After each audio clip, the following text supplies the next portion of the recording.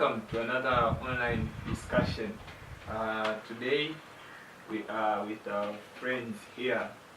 As usual, we have your host, Sebastian ELIABU, our co-host, Madam FALECIA, and today we have a new guest, NARINDWA MSONGOLE. Welcome, NARINDWA. Thank you.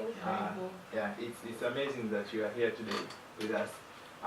Yes, and today's topic will be about my environment and I.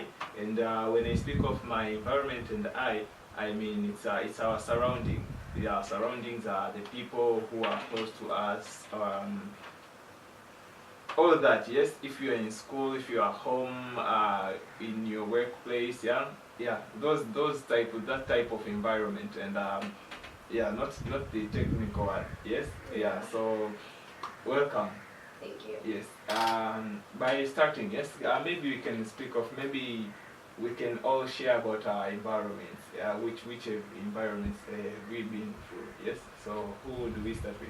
Okay, I prefer our guest because, yeah, it's appropriate. Yeah. Okay, so I've been through a lot of environments. Speaking from experience, we've moved a lot. So I used to live in Arusha, then we came to Dar. Then we stayed at Tabata, then we moved to Chanika, and then I moved in with my sister, Sinza. Then after that, we went to Bezi, I think, yes, and now Mikocheni, so I've seen a lot. And one thing that has always been consistent is maybe the neighborhood. Well, I prefer a quiet neighborhood, not the one that, yeah. It's noisy. Yes, I know. Yeah, I'm not saying I'm antisocial or anything, but I like it when I go home and it's all quiet and everything. So, yeah, that's the kind of find your peace. Yes. Okay. So I love it when it's quiet. Thank you. Yes, Madam FALECIA. Okay. Yeah. So for me, she made me look back in terms of how I grew up and changed locations. So I can say, yeah, so I can look at it in terms of locations, in terms of schooling.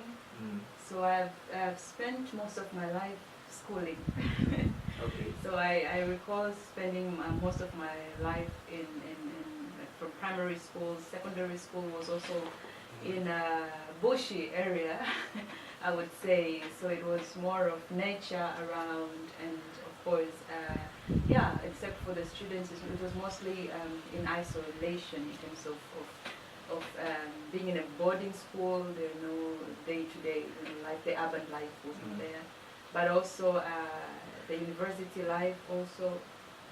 It's also different in terms of the people and everything that came with it. Yes. And then it made me reflect on the times I got a little exposure maybe to experience a little bit of other countries and also get to experience how people live and all that. Yeah, so I can say in that context. Yeah. Yes. Yeah, so Okay. Okay, yeah, thank you. And yes, personally, I can say so I've been also through many environments and surroundings. Yeah, mostly in schools around Tanzania. Yeah, I've once traveled outside Tanzania, and yeah, so. But mostly, I think it's schools, different schools. Yeah. Now we spoke of areas. Mostly, yeah. So I assume that in these areas, different areas, we meet different kind of people. Yes. Either it's in behavior, or yeah, mostly in behavior and personality, mostly. Yes. So okay, before I go into this question with sharing this question, and I would like just to invite our viewers, and yeah. We speak of our environment, the surroundings, the people around us, and how do they connect with you personally. So you can comment, yeah, on the live video, and suggest anything that you think aligns with our topic today. Yeah. So back to us, and yeah, I'd like to say yes. How do these environment, or how did these environments have direct or indirect impact on us? First, do they have any impact on us, directly or indirectly? Absolutely. Absolutely. Yeah. Yes. So what can we say about these impact? yeah, maybe personally we can share. Yeah. Well, I think that always, and the surrounding or the people you live with or the environment in general has some kind of effect on your day-to-day life. Yes. It will control your mood without even knowing it. Mm. If you live in an area where there's smells and everything and just loud, well, in my case, when it's loud and everything, you don't even, you don't find peace in it. So you might be in a mood, the different mood. So I think it kind of influences your mood. Yes. Yeah, and it makes you can't just live in a place. Let's say when I moved from one place to another, I've moved a lot, but there's always been one consistent thing: the environment, the neighborhood, right? So yes. I think the fact that it affects you, it also defines you. Yeah. Yeah. So you can't just live in an area which what they call it, maybe Swahilini, or maybe people also judge you or identify you because of your surrounding. Yes. If you say I live in Kariakoo, people will define you as this type of person. If you say I live in Manzese, if you say I live in Massackky, people will automatically judge you. Oh, if somebody doesn't even know you, from the place you live in. Yes. Yes. So it does affect you because it affects how people perceive you or take you as. So I think it kind of does, especially moods. I really believe that an environment can so that is control more your mood. Is it more directly or indirectly? Oh, Both. yes, Yeah. yeah. Okay. Yeah, I think directly. Yeah. As she said, like just belonging to a certain place.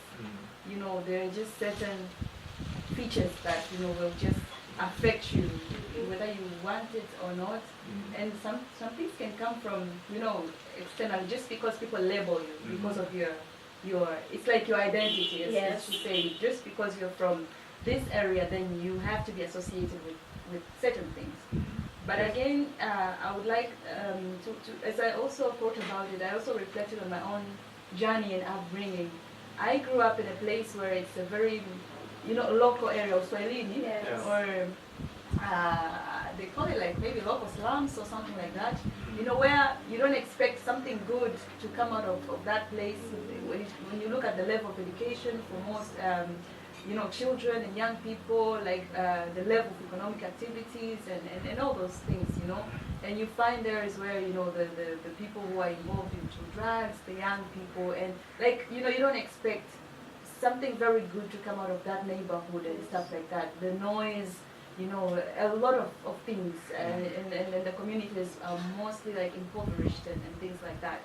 But I look at my life and looking at my family, growing up in that area, but we managed to come out, just fine, and doing things that it's perhaps unbelievable to even other people. So I can say we are some of the exceptional people. Because even I trace at my colleagues who I grew up with, I used to play with when I was below 5, before I started primary school. I maybe went along with some, but I cannot trace them because perhaps it's not close to where I am, and I feel myself to be privileged. But I give credit to how I was raised with the parents. So though it's in the location, but the parents had a lot to do to make sure that we are not negatively affected by the environment that was around us. So maybe that can. Yeah. So we have an opinion, from our viewer, Edo G Arsenalian. So he says, I think if the environment has a direct or indirect impact, especially to my fellow youth, it's imperative to be conscious enough and take responsibility for everything we think of and act on. Yeah, so what I can add on this indirect and indirect is, as he had said, so I kind of know Narindwa, a little bit. So Narindwa is a peaceful person, Maybe because she's peaceful, so she prefers a peaceful environment, or maybe she was influenced before, maybe earlier, the environment, maybe the surroundings she lived on was very peaceful, I don't know. So personally, I've lived there in a many surroundings, the noisy ones, the peaceful ones, so it's more of a 50-50 for me, yeah. But I think the ones which are so direct to a person are those which maybe you prefer. You know, if you are a peaceful person, then you find a peaceful environment, then that brings a direct impact, yes. Yeah. But the indirect ones are those which you find yourself. I just think that you find yourself doing without knowing. You know, maybe if you're peaceful, then you shift to a noisy environment.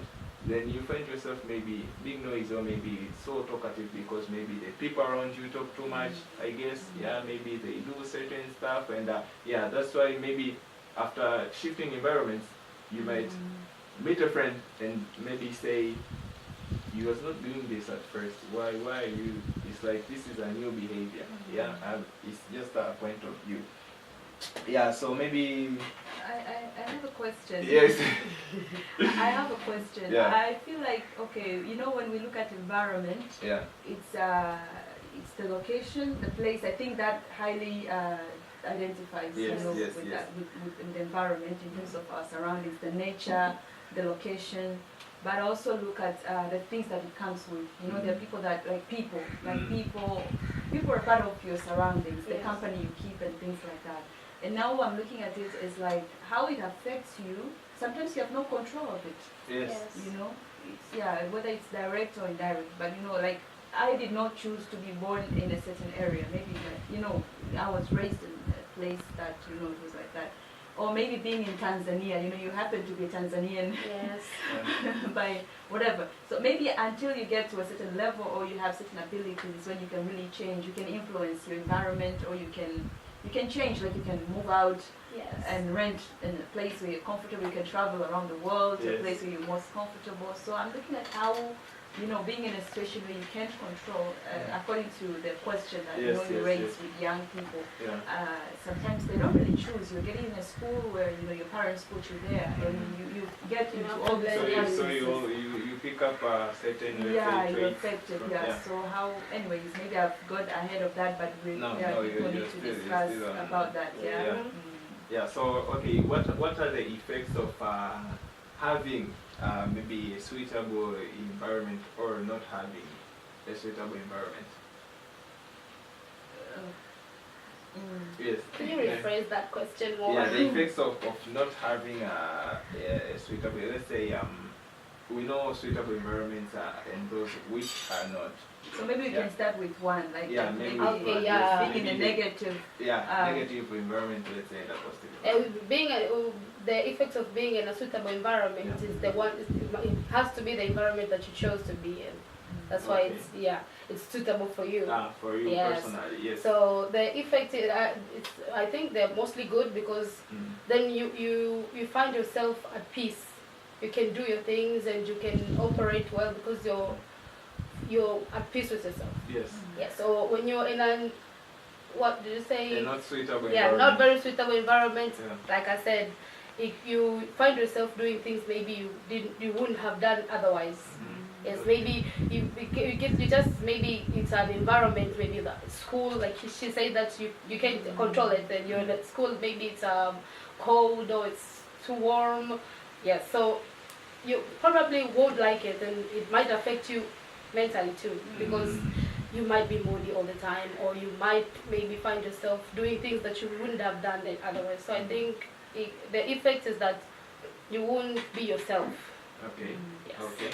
Yeah. Yeah. Also to add into that, you know, I was asking myself, how think do I know? she already spoke of the suitable and not suitable environment. Yeah, I was asking myself, like, how do I know if some environment is suitable or not suitable?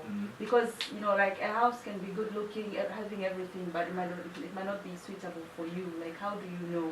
And I looked at it in terms of the energy, the power that, you know, that comes with the environment and the people. So sometimes, you know, you can be around people who like send you maybe negative, you know, it's negativity or the vibes that are not really making you grow.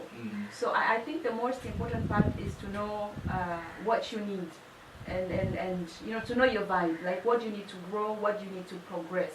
And are you in the environment or in a place where you can actually attain that? So if it's a school, it has to be, you know, it should challenge you to grow. It should give you the positivity, positive energy, should give you hope to really, carry on. Yes. So I think that is how we should look at the suitability or not suitability. And once you don't find those things aligning with who you are, I think that could not be, a not suitable place for you in terms of, if you want peace and you don't find it, or if you don't find, because someone else maybe might be okay with, there are people who can prosper in areas where there is no, like in maybe impoverished areas, because they are there to solve a problem. So if you're in, let's say in slums areas, for you, because you're helping maybe children to get to school, to what, that for you it's an opportunity. Yeah, that environment is good for you because it makes you grow. You're creating opportunities for other people. Yes. But for someone else who has a different idea of suitability and maybe wants peace, wants cleanliness and everything, might not be comfortable in that environment. So I think we have to look at what we need, who we are, and what aligns with us, and whether it's in the people around us or the places around us. I hope that okay, makes sense.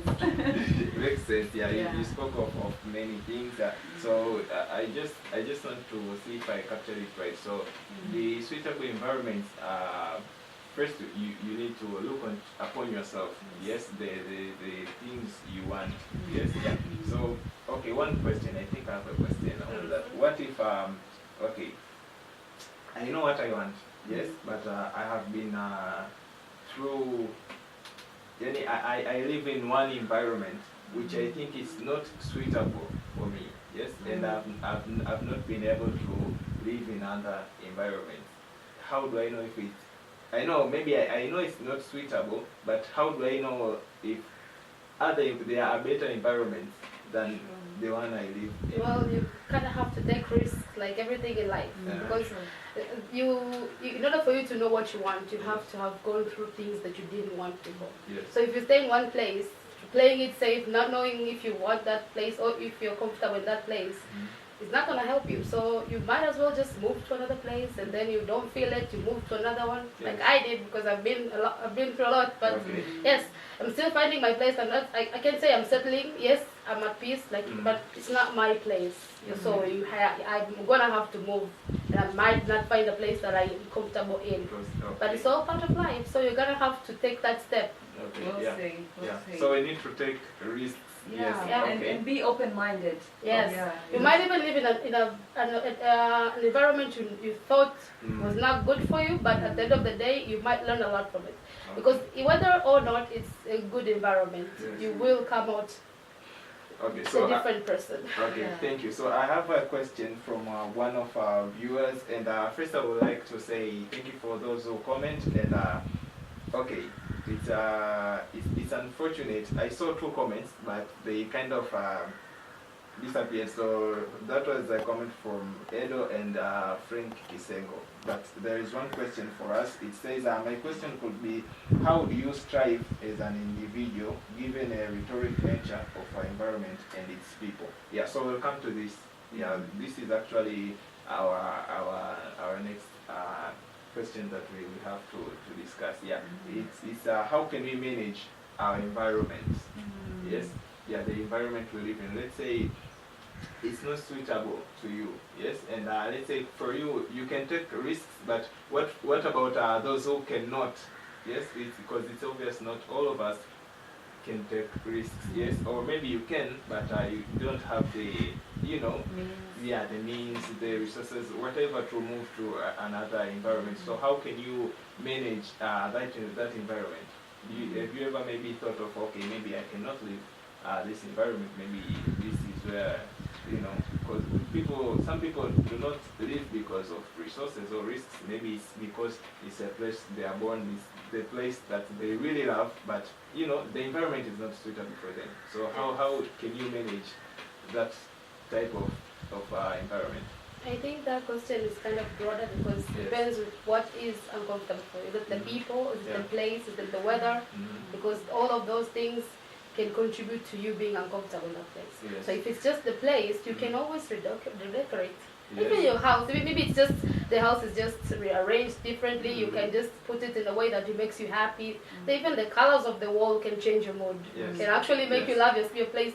You might find it that maybe when you're inside, everything else is going on outside. It's chaos and everything. But when you're inside, fine. Fine. So you can try to change the things you can change, because I'm sure there's something you can do. Maybe try to have friends over more, friends that you, when you're around with, you feel happy and everything. Yeah, so it depends. If it's the weather, I suggest, if it's Yoto, put down a fan.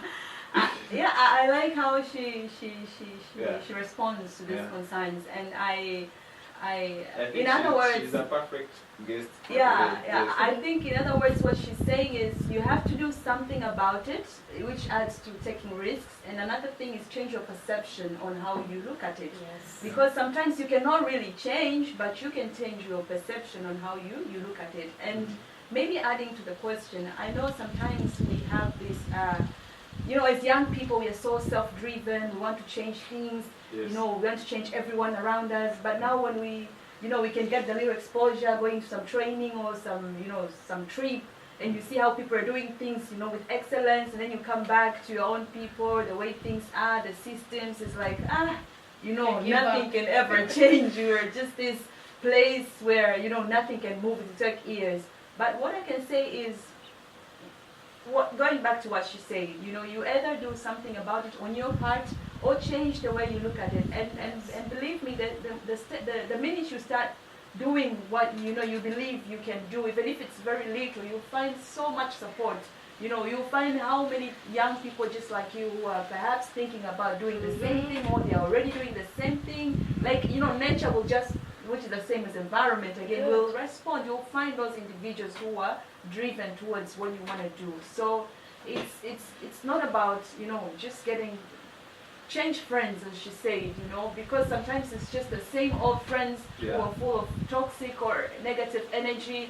Change them and find something new. Go to some place, even if it's just in the village where it's isolated, you might find, you know, great insights. You might see things differently and come back and do things over. Okay, thank you. So mostly, from what I've gathered, yes, you can always change your environment. So that's how you manage it, Yes. right? Yeah. So you try hard, even if it's hard, but you try harder. Yeah. If it's the people around you, because I guess people are more of you know, are the ones which really make our surrounding behave in a certain manner or act in a certain way, I think, yeah. Because let's say, as she said at first, that if you're from Massackky, people say you are this type of person, yeah. If you're from, I don't know, Manzese or Mbagala, there's always this definition of a person's personality. Yes, I think it bases on how the people around a certain place, rather than the weather or maybe the place you live in, maybe, you know, yeah. So maybe it's the personality of a person, yeah. Those people around those places. Yes, yeah. So maybe we can speak about do you want to add anything? No, I just wanted to add about like where you said you can always change your environment. Yeah. So yeah, maybe I'd like to just correct that. Like you can change. Maybe you can change, but where you not always. Yeah. Where yes, you not can't. always. Yeah. Where you can't, you just need to change your perception, how you look at Your it. state of mind, yeah. Yeah. So it's more for we come again to it's more for mindset change. Yes, Mindset. absolutely. Okay, yeah. So thank you. So that was it for today. Yeah. So Just getting started. Yeah. okay. Maybe if you have anything to add on, but yeah. So from what we have gathered today is that we live in different environments. Yes. Yeah. People you come through different people. Yes. Yeah. So these people tend to change us. Our behaviors, how we act, you know, our mindset, also our moods, yes. So this affects us maybe mentally and physically to other people, maybe from those who do not live around the environment you live in, yes, because you might be living in Mbagala, but you work in Massackky, at Massackky, yes. So those are very different environments, yeah. So those are different. So the way you act also. So I think it's as you've said at last, it's a person's mindset, because you might be living here and you know, living in Bagala and you come at work and people be like, you live at Bagala, you know, and you go back home and people are like, you work at Massackky. So it's different types of mindset. I think if people have maybe the same mindset, these type of things would be normal. I suggest, yeah. So that was it for today, and yes, our perfect guest, NARINDWA MSONGOLE. Thank you for coming, and my fellow co-host, FALECIA. Thank you, our followers, for viewing our online discussion, and your host, SEBASTIAN ELIABU. Thank you. Till next week. Bye. Bye. Please follow and subscribe to our social media pages or contact us to register for our programs.